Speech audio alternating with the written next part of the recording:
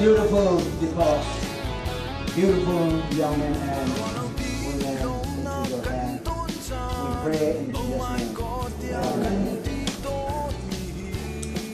Sai chim tiêu.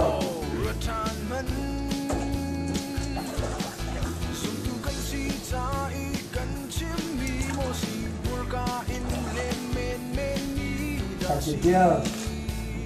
Jesus Christ na kham tu le na tang tu le na bồi pa na tàu thang mo Jesus Christ a chon yang nak le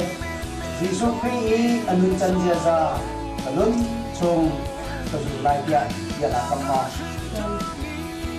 sia chun bồi pa ni to zo ka ya pa tu ni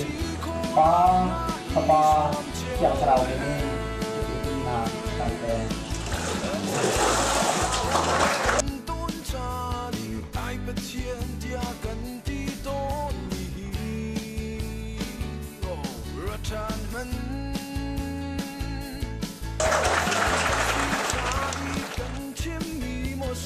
Sylvia Mulchin, my niece.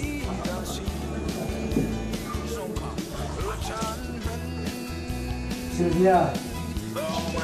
Jesus Christ chu come to le, katan to le, the boy pa si tia, Zuma. Jesus Christ aton biang nak le, anun chat aziaza anun chung kazun lai. Ama tu berpada tua pasal dia dia akan mahu disukai tu kamu datang tu berpada Tuhan terpuji apa yang ini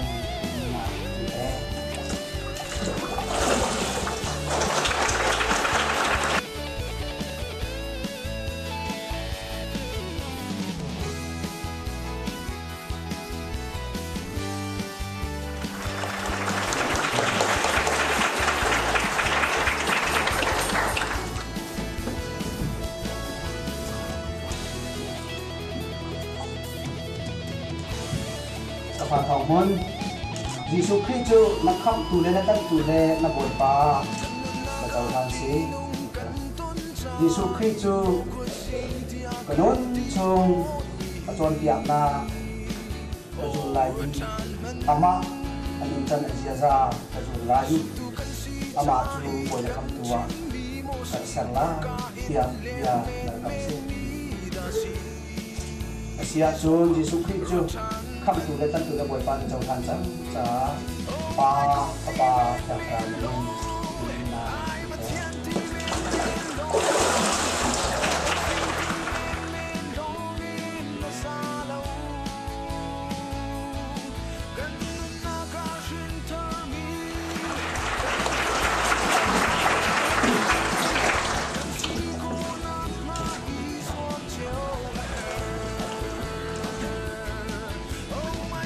Pano Julian, Jesus Christ chu khang tu le tan tu lo boi pa chau than si Tuhan Jesus Christ chu khang tu le tan tu le boi pan chau than chang cha kanun chung ama nu tu du lai ni ama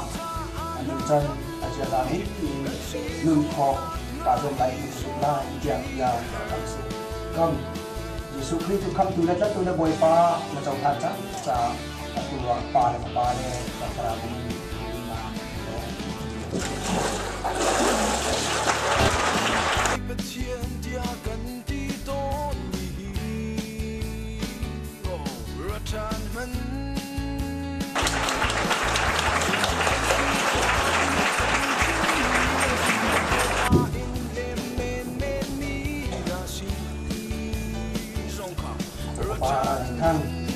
Jesus Christ chu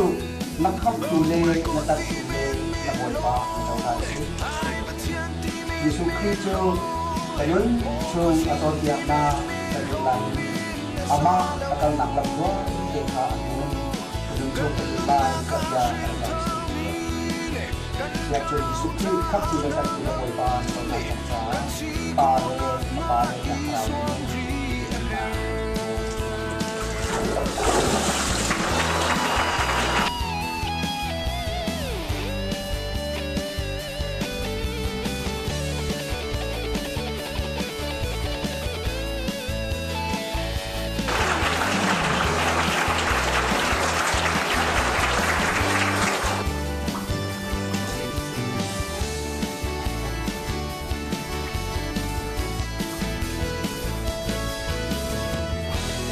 pa ya ka thong Jesus Christ ka kham tu le ka ta tu si ya ka ta na si Jesus Christ kham tu le ka bo ba le ka ta tua ka ta na ni ka non chu ama chu ya na ka mai lai a tu ka ta na tuan lai ya ya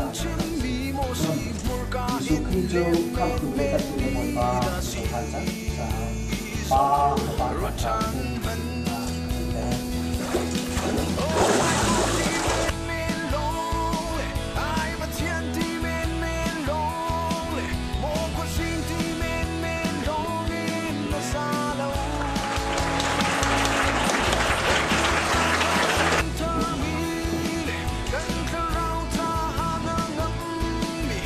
Kapapa tentang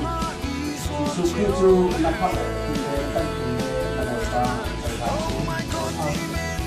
Yesus Kristus nampak dan menapa tentang kampai amak tuan biar na amak kau nak satuan ya Kristus nampak dan menapa